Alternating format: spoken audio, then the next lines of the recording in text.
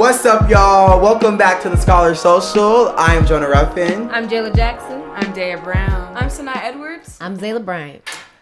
How are we feeling today, y'all? I'm feeling amazing. I'm tired, but we're going to get through it. I was kind of told I look like a lumberjack today. But it's all right. It's all right, Timber. If you didn't have haters. Right. But you know what's crazy? Okay, so just a little insight. Us as a group, you know, we've been kind of working with admissions for something, for a program that we are part of. Right. But it's so nostalgic because we remember what it looked like going through that admissions process. And, like, I couldn't imagine not making it. Like, wow. And then there's people I know who, you know, are applying who did not make it, you know, to the next round of interviews. And it's like, you know, what do you tell a person who thinks that they gave their all and feels like they're just all, like, how do you deal with rejection almost in any form? Because rejection, as far as like you liking somebody and then not liking you back, you being deserving of something and not getting it, like, how do you internalize that? Because I don't know what to tell people. Like, when you're like, I've given you my all, I gave it everything that I had, so why didn't I get in? And you're like, whoa, it makes you question yourself. What do I say? Because it's like, I honestly feel as if, you know, rejection is a part of life. It's going to happen no matter what. It's inevitable. So I think that if you don't get rejected, then you don't know how to better yourself, you know? I think that it's really like a learning experience. Like, if you get rejected, you're like, I want it so bad next time that I'm gonna push. It really does test your tenacity. Right, test your tenacity. My your question is rejection the end of something? Or does it put it on a different timeline? Because I feel like, let's say you have an idea, right? And it doesn't get used, like it gets denied, like, or rejected. That doesn't mean that that's the end of the idea. That just means that wherever you were trying to use it cannot work. Is not where you're going to use it. Yeah, it allows you to go back and get better at it. Exactly. Going off of that, the saying, when one door closes, another one opens, that might not be the opportunity, and that might not have worked at that scenario, but then they might know you didn't fit for that program, but they might know a program where you fit better, and so now you have another opportunity that they connected you to. And I feel like in an ideal world, you know, people tell you that and all that, but that it doesn't make it hurt any less. So I guess the question is, and we can kind of just go around, for people who are dealing with, you know, a lack of self-esteem, or You're ghetto. Serious? I literally have my phone on Do Not Disturb. I don't know what happened. Oh my god. Your ringer's on. That's what happened. Hello? Lord. And you're going to answer? It's my... I gotta call you back 1 second. Oh, no! Did we hang up when you're wrong? It's alright. It's alright. Lols. Anyways. But we can kind of just go in a circle and answer this. But, like, what do you tell somebody who's going through, like, you know, a lack of self-esteem or questioning themselves to a point where it's becoming harmful because of that rejection? I think for me, in how we got through a lot of things, usually I say it all the time, everything is a blessing and or a curse. And I think that we have to really reflect on that, because one thing is like how you said, if one door closes, another one opens. I think it's important to reflect upon the blessing part, because hey, everything we worked for, everything that we desire to have may not sometimes happen, because life still happens. Rather, the curse part of it is like, hey, maybe this isn't for me. And so that's when it becomes detrimental. It's a harm, because sometimes you have to look in the mirror and say, hey, I'm still that girl, period, point blank. And that's when I think for me, per se, the curse comes in when I don't believe in myself. Yes, and I was going to feed off that, saying with the blessing and the curse. The blessing and the curse comes from your perspective. So you can either take this as an opportunity to say that you failed, or you can take it as an opportunity to say you failed. Okay, now what can I do to get better, or what can I do to improve? But going off of that, in situations that I've been in with rejection, well, personally, I would like to talk about the relationship standard part of it. Personally, this is so sad. It sounds depressing. But every person that I have attracted to and I liked, they have never liked me back. And it felt, sad. Okay, so with that scenario, I don't think, well, personally, and I've asked multiple times, is there something wrong with me? And I've not only asked that to myself, but I've asked that to other people. I've asked that to the boys who always thought I was ugly and still do.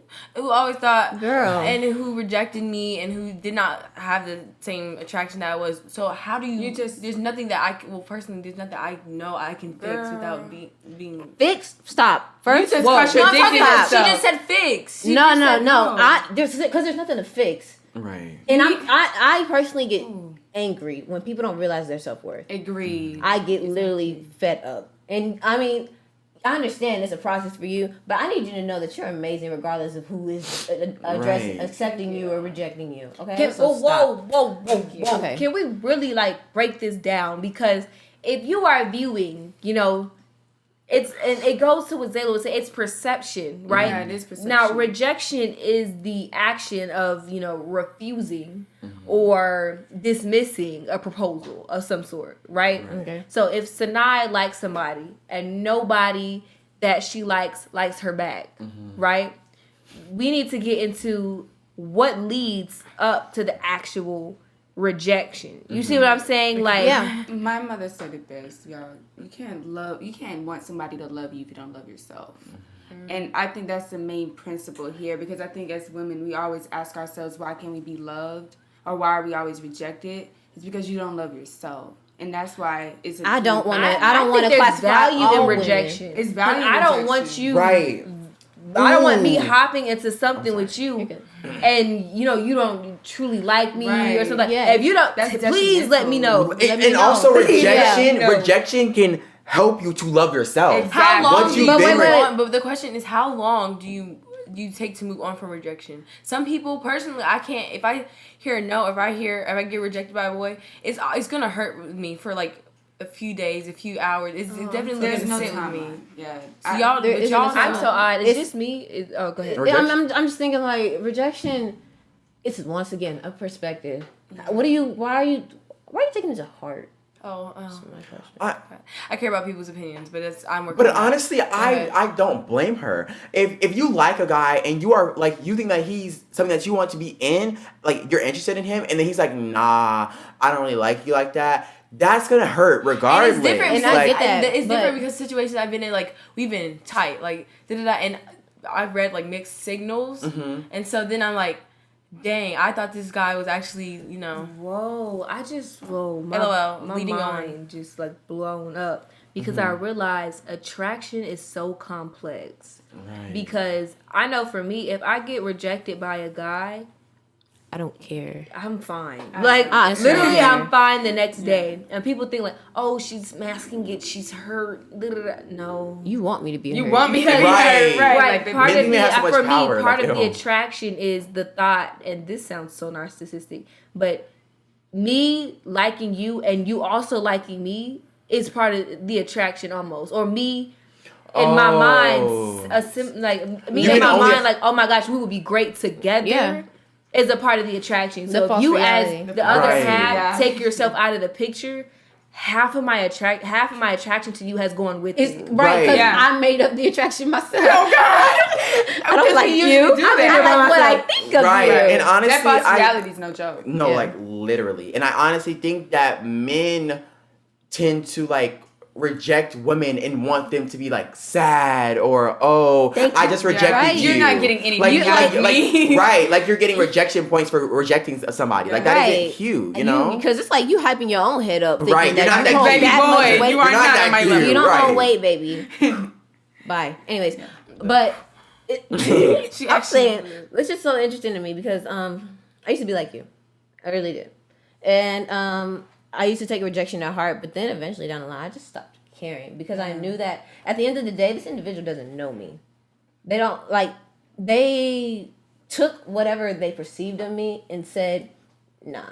Mm-hmm. But the thing is, I have never shown my true self, my full self, for you to judge me and feel like hurt personally. Right. You know? And honestly, if you know everything you possess and you know that who you are as a person is outstanding, like, Sanaa Edwards possesses things that nobody else can touch. And if you are able to view all of that and still decide that this is not something you want, I am glad that you are not in my space. Yes. Because if a guy looks at me, because I know I'm outstanding, I'm fine. And if a guy looks at me and he's like, nah, I'm good on that, thank you. Thank you. That was a bullet I dodged, babe. Right. If you look at everything that I possess that's amazing and decide that you don't want that, I am so glad that you were nowhere around me. I have a question for you. What do you think boundaries are before I go into what I'm about to say? Boundaries? What do you mean by boundaries? Like boundaries. Do you have boundaries that kind of provoke people from, kind of interfering with your energy or your mindset? Do you? Where are you getting at here? Yeah, what I'm hearing is like, okay, yeah, she needs to be loved. She needs to love herself. But what I'm hearing is from this rejection, this overwhelming feeling of rejection shouldn't be there, because I'm hearing boundaries from every single one of us. Because we didn't let this happen, that feeling of rejection is not going to overwhelm us. Yeah, it shouldn't penetrate. It shouldn't penetrate you. Rejection is not a punishment. It's not. It is a form of clarity. Right. Yeah. Yes, simply clarity. But clarity. With that, I'm curious to see how you think about boundaries. What do you think about boundaries, or do you have any with myself? Correct. With yourself and how you interfere with others. Interact. Personally, if I'm looking at my friendships, which I want to talk about rejection with that too. I was just about to get into that. Friend, I don't think I have any, which is, I don't think I have any. And boundaries. But those definitely come with time. Right, it comes with time. Experience, and it'll happen. You'll create boundaries because you're like, I'm tired of this. Right. Because as new things happen to you, then you can discern like, I like this and I don't like this. That's when you start learning yourself. Right. Or I like this from this person, but you don't do that. Right. You see what I'm saying? It depends. Right. And that comes with like finding yourself. As you find yourself, you find your boundaries. What you like and what you don't like. What you want people to do to you and what you don't want people to do to you. And you brought up a good point that I really want to get into. Talking about friend rejection. And it's like... friend rejection to me is the worst type. Yeah. Because I think that, I don't care. Can you tell me what that is exactly? I was about to ask the same thing. Yes. I believe friend rejection is, and I'm sorry, I have to wait to that. Girl, yeah, I'll tell you. Okay, now I'm sorry. Friend rejection is, they're having a party, and I'm close friends with all of you guys. I'm talking to you every day at school. We're talking, we party, and then I hear that Jayla has a party. And I'm like, okay, your birthday party. It's your birthday. I'm a close friend. I'm assuming I'm gonna be invited automatically. I'm invited, and then I hear everybody else, people who I've never seen you talk to, is invited, but me. Personally, I feel rejected and excluded. So that's your friend rejecting you. Is that friend rejection?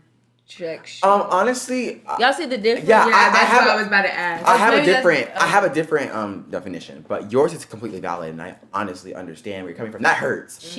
That is like being excluded. Yeah, I think that's a better word for what you're talking about. So rejection is exclusion. So I think that friend rejection for me is, you and your friend have grown up together. You guys y'all know each other, and as y'all are finding yourselves in this development process, you guys just start to part ways, and you start to drift off from each other, and you guys start rejecting certain ideas that you guys have, and it's just like not... Is that rejection? Because rejection has to do with a dismissal of something. Right. Yes. If y'all grow apart, you have not dismissed each other, but you literally are going in different directions. Right, and I think that it becomes rejection when you have a conversation with that person, and they're like, you know what? I think it's just best for us to part ways. I think that I don't want to be. But see, that's an understanding. Yeah. That's an understanding. If somebody just comes to you and like, hey, you are, I can't deal with you no more, and just pushes you away. In my opinion, that's a form of rejection. Why does rejection have to be so harsh? I think that's an agreement. Because that's what you were describing was more of an agreement than anything. Yeah, no. But I get his point, because that's what happened with me and my ex-best friend. I tried to reject her because I knew where this was going. Right. But she didn't understand. She didn't agree. Mm-hmm. And so it was rejection to her. But it wasn't necessarily. But the thing is, I was like, all right, fine. I'm going to let it play out. And it played out into that growing apart thing. Mm-hmm. Until I allowed her to see for herself what it is exactly that I'm talking about. Where the separation is. And when we came to that conclusion together, we had a conversation. And it was a agreeing dismissal of ways. But originally, if we don't see eye to eye, it is a rejection. Right. But also, I want to touch on the point that I just made. I don't understand why rejection has to be a dismissal. Like y'all just bye. Like I don't see how that why that has to be because rejection. literally when you I think reject something, you don't allow it to to go pass. So my question is to you: it say that me and my friend are like talking and we agree to not talk to each other anymore. Is that not rejection? You guys agree, but you're missing a nuance here. Yeah. You're missing an actor. Rejection in the form of people. When you say I am rejected or someone has rejected me, it is typically never a mutual understanding that we are. That is an agreement. That is discourse that led into an agreed conclusion. Rejection has to do with one party being informed and the other party not. Because it wouldn't be rejection if you knew that it was happening. So let me ask you this. So say that me and my best friend have a disagreement, or we're slowly drifting apart, and she thinks that we should stay best friends, and I think that we should move. So therefore, I just drift away from her. Is that rejection then? Yes, that's the example I just used. Because the other party is not aware. So then let me talk about that. Since now that I know that I have a clear perception of what it is, I think that in those instances, it hurts. It really does hurt. It hurts to see that like happen. Think that you guys were gonna forever be something, and then to see it, boom, like go left. It's like,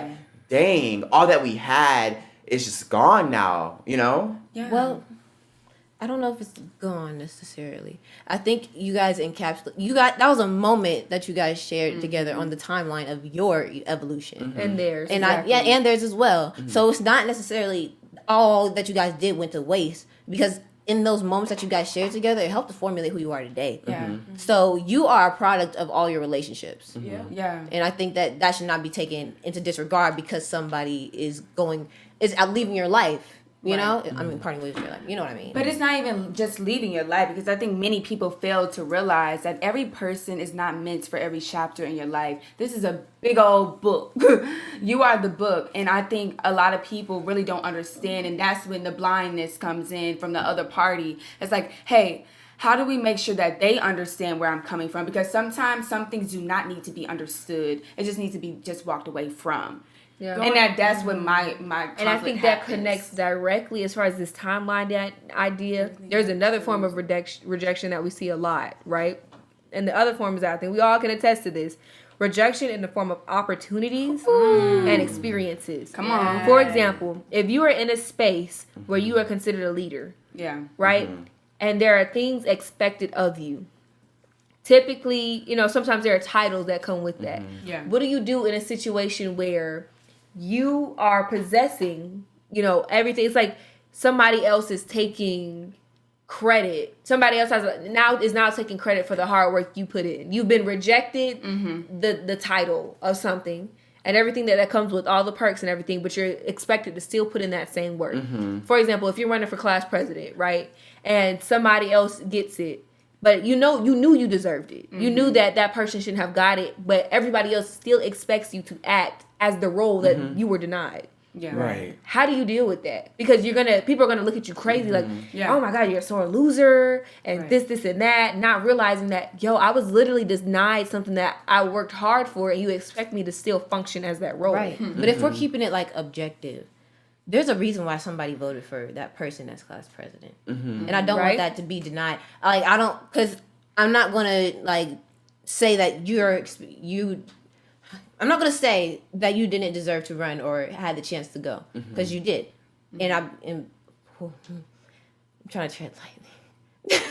No, but I'm talking about in situations where because we're black, right? Yes. Where we deserve the job, but simply because of something we can't control. Right. Something that now we don't get it. But we are expected to still act as if we were. But wait. But that expectation that you're talking about, is it expectation that everybody else has on you, or is it an expectation that you have on yourself based on how you present? Most of the time it's both. And do you have if you know the criteria of that opportunity, let's say they're only the rubric, right? They're accepting people this, they have these qualifications. Do you think that eases the rejection a little bit better? Let's say you have this opportunity and they're picking the smartest people in the class or the people with all A's, right?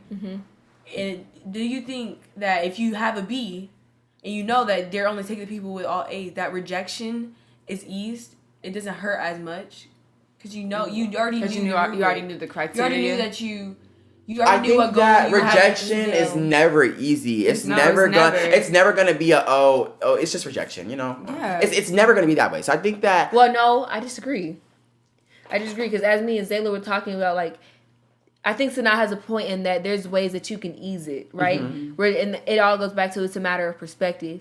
If you view rejection as a punishment, as this is supposed to make me feel like crap, it is going to make you feel like crap. Yeah. But if you view rejection as, okay, I see where I stand now. In any space. In friendships, right, at that clarity. You know, in friendships, relationships, even in positions. Okay, I see how my worth to this program is being interpreted. Right. I see how my, worth to this institution is being interpreted. Right. How you perceive the rejection has a direct correlation to how it makes you feel. So I get what y'all is saying. Yes, rejection is going to hurt in some instances, but if you allow it to destroy rather than build, it is always going to becomes detrimental. And yes, girl. The implications. I agree. Yes, girl. I'm sorry. Did you? Yeah. Okay, but I'll go after you. I was just gonna say, like, back to what Jayla was talking about with this. I was about to touch on that too. Individual with this, not getting what you deserve, but still taking on the role. Like, I understand, but just looking at, let's say, who you are inherently a leader. So I don't want you to feel like you didn't get what you deserve, because you know in and of yourself that you are a leader. Right. And that's not something that a title needs. Like, you don't need somebody else to put that title on you, because you already have it. But at the same time, from a real perspective, there are followers out here receiving a leader's paycheck and leaders having followers' positions, right? Yes. From a realistic perspective, at some point, it becomes problematic. Like, it does become problematic. But I'm functioning as everything. I'm functioning as a leader, yet I'm getting none of the perks, but doing all the work. Right, and I think that... Okay, go ahead. Yeah. And I think that sometimes that self-validation that, I'm a leader, that's not enough. Yeah, not enough sometimes. Right, because sometimes, that's exactly what they hit on. Not enough. Sometimes that title is necessary. It's literally, for the respect of your peers, for your well-being. I think that sometimes that title is necessary. That title is deserved. I get that credit. But I don't think we should discredit that sometimes it feels good to feel noticed. Right. Okay. I don't think we should discredit that feeling, because we are still human at the end of the day. Right. If y'all understand that, talking about but if we're talking about individuals who are literally born leaders. Yeah.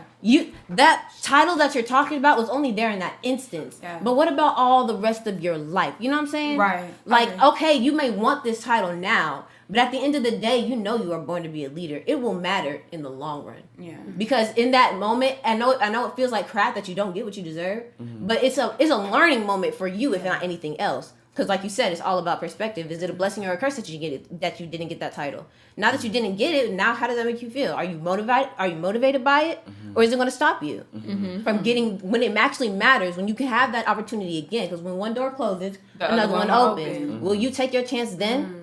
Because that's when it matters. Because we can't go back in time and revoke that title and give it to someone else. So I don't want us to keep feeling bitter about the chances that we missed. Right. But really take into consideration the fact that we can sit here and ponder and think of new ways to pop back up. Because that's what it's all about. Because I never feel like it sucks to honestly feel like you are not doing enough. Right. And as a leader, as being an inherent leader at that, it's like, it needs to be some self-assessment here. And I think as leaders, some people do need to take accountability when they know they're not doing the hard work and the necessary work to get to where they want to be. Right. And I think sorry, go ahead. Okay, I'll pass it to you. And to your point, and it especially sucks when you know that you're doing more than the so-called leader. It's annoying. Right. It's not funny, and it's not cute. And I think that... go ahead. And then they think that they're right, and they get the credit for what you have done. Exactly. That isn't fun, and thank you. I think that doesn't need to happen. I think that's... And you're the bad guy. Right. And you're the bad guy at the end of the day. Right. Putting in the set, or literally doing their role job, right? Of somebody, and they just sitting there on the car, right? Never. My thing is, I understand the frustration. Cut that. I get the frustration. But where I'm stuck at a crossroads, if anybody can hear me out, like if you understand, like tag along, like fill in the spaces. But like everything that you are doing that this other person is getting credit for, whatever, you're not doing it because that other person has the title and told you to do it. Yeah. You're doing it for yourself. Right. Whatever it is the case may be. You signed up to take on that task. Right. Whoever the credit goes to, I mean, because of that title, I understand, it's bull. It's complete bull. It is. But you did that work for yourself. Now you know, in a position that you normally wouldn't have been in, you have, what are you, okay. You have insight. Don't be staring like that. You have insight. You have insight in a position you wouldn't normally be in. Right. Mm-hmm. So now you're just filling in spaces. You're right. connected but dots. At some point, right? I see what you're saying. But my thing is, at some point, I get it. Like, yes, for yourself in the long run, da-da-da. But I don't know. I can't firmly say that everybody gets their shot. I can't, especially we live in a world of systematic misogyny and systematic racism. We live in a world filled with so much to where things you can't even change dictate your worth in a space. Yes. And so I hesitate to agree with what you're saying because there are black girls and black boys out there who are tired of being second best and who are tired of having to just make it enough for themselves intrinsically. No, I deserve CEO paycheck. Yeah, right. So what are we gonna do about it? I deserve it. What are we gonna do about it? Right. And I was. Wait, can I have something for that. Oh, okay. Can I say something? Go ahead. I feel like solvency can come later once we finish dissecting because I think that it's something that needs to be talked about. I want to see it back to the rejection, but I understand because I don't want it to go on a rant about something. I feel like we're going off on Yeah, go. Can I add a piece, right? Yes. What are we gonna do about it? Exactly that. This is why it is so important that we create our own spaces. Mm-hmm. As long as we are under the control and the management of other people, it will always happen. When I say it will always, like, that is why I hustle so hard to create my own. I am my own boss. Right. You do not determine whether I am president worthy, whether I am leader worthy. Right. That is not your decision. That is my decision of how much I want to take on. I get to determine that. And if we continue to reside in these spaces to where we know they discriminate, we know they don't like us, it will forever happen. It will forever be heartbreak. And I feel like in the long run, it starts to depreciate your skills. You know, that hustle you had in the race for that position. You start to lose it. Right. And that's not a good feeling because when you feel like to create our own space. Right, because I feel like when you lost your passion, you have lost a part of yourself that can never return. But with that creating new spaces, does the title still matter as much once you've created the space you have? I think it does. I want ownership of the space that I created. But like I'm saying, like it means more. Actually, I am the CEO of my own company. Right. So does the title of that other thing that you were talking about matter anymore if you created a name for yourself? Yes. Oh, I get what she's saying. Does it matter? She's saying, say for instance, you were in a corporation and you wanted to be the manager of the social department, and you want to be the manager of that. But then out of that, you create your own business, and you're now the CEO of your own business. Does that social manager still matter? Is that what you're saying? The magnitude is less with time, but that doesn't mean that it didn't matter less in the moment. Yeah, I understand in the moment, but I'm thinking about in the long run. Can you say that one more time? The magnitude is less with time, but in that moment, that doesn't mean it didn't matter. Right. I know. But what I'm talking about right there is that perspective. Once again, what are you going to do? Because the sad reality is that everybody can't be the CEO of their own company. Yes, you're right. But at the end, like I'm saying, nobody is stopping you from being a CEO of your own company. Well, no. I mean, if you really like, I believe firmly in this quote: if you have a strong enough why, you can achieve anything. Yeah. And there are so many people in history. That's what history is all about. If you have a strong enough why, it can be done. So I don't take excuses for not being able to start my own company. Yes, it will be tough. I agree with what you're saying, but I feel like when we are, especially as people with a platform, right, we're trying to find solutions for the majority of people. And I get it. There are examples through history. Are they willing to that is exceptionalism. So is the solvency that you gave me of creating my own space really a solvency then? No, I'm literally saying, listen, I'm not saying that everybody go out here and create your own business. Right. In an ideal world, everybody could and it could be successful. What I mean by create your own space is find a way, because obviously we're always going to, we're going to need school. we're going to need this, and we're going to need that. But the things that matter the most to you, right? If you're like, I'm a hard worker, I love my job, I deserve this position, right? Those same skills, you can apply it to something of your own. You can literally be your own boss, and it doesn't always have to be so formatted. Like, I have chosen to, create poetry albums and write books and create my own podcast, stuff like that, because that's the energy I have behind it. But if you are passionate about something that you're good at, there are tons of spaces and tons of opportunity for spaces that you can create and be your own leader of. And I definitely agree with that. And I think that is such a valid point. And honestly, we have all said really, really valid things, and they have been. There's been so many approaches to rejection, and we really, really honed in and focused on so many different facets, and then made a solvency for it. Like Jayla said, that creating your own space, that's for everything, right? That's for relationships, because my thing is friendships, right? If your why is you are tired of being rejected, then make your own space. Yeah, that's my thing. Yeah. So let that rejection fuel you to want to go harder. Not only change it for yourself, but change it for other people. Right. Yes. Change it so those other people don't have to come in and get rejected. Agreed. So all in all, I feel like this has just been a really, really, really, really great conversation, and it's really helpful, because I think that even with Sinai, you were dealing with rejection with relationships. Jayla might be dealing with rejection in the fields of work, friendship. Right. That friendship thing is tough. Man, friendship is so hard, but we don't really talk about that. Right. Save it for another podcast. Right. But I think Jonah hit the nail on the head in saying that at the end of the day, we got to use rejection as a tool. And we have to use everything as a tool. And I think out of a wide body of our podcast, that is what we see. Right. How are you going to use the things we endure to get us to a higher place? Right. Because that's the goal at the end of the day. Right. Right. And so honestly, like I always say, we always come in with a banger podcast. So I'm just so happy to have this space and for us Black intellectuals to come together and be able to talk about real and important topics, Yeah. So make sure y'all tune in next week, because one thing about us, we gonna talk about it.